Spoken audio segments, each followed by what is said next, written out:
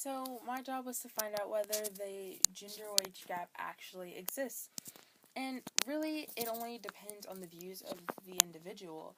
It depends on what you particularly think counts as a wage gap, or if it's intended or not intended. It only matters on your work policies. And there are also many other variables to take into account. So take into facts that women far more than men are drawn into jobs that are categorized as caring professions, whereas men generally go for people-free zones. And besides that, there are many other factors that come into play for men, like they usually pick higher-paying jobs, more dangerous jobs. They are more likely to go into uncomfortable, isolated places. They work longer hours, which is not all of them. Some women work just as long hours as that.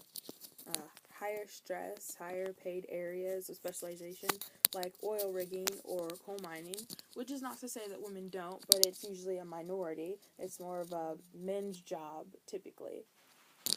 You also have to take into account whether you work full-time or part-time, which statistically more men work full-time than women.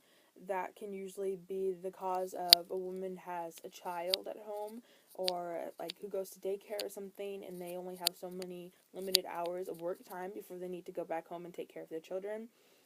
There are also, other things that can happen to where someone would choose a part-time job. But statistically, it is a woman who would take a part-time job more than men. Even typically, women business owners can be seen having less income than men business owners. This usually is because women take into account, as I said before, children, or their proximity from their work to their home, or any other places they generally need to go to more often than not. So that can be a reason. Another reason with business owners is that money, which is a high motivator, usually for men. It is the bigger motivator than for women. Women take other things into account than money. Not all women, of course, but some. So it may just be seated in gender choices about whether the wage gap exists or not. Technically, there is a pay gap, but you can only receive less if you choose to, which we would expect from anything. Why should someone who does less work get paid the same amount as someone who does more work than them? That would be unfair to the person who does more work, and then no one would work longer than that if they didn't have to, if they could be paid the same.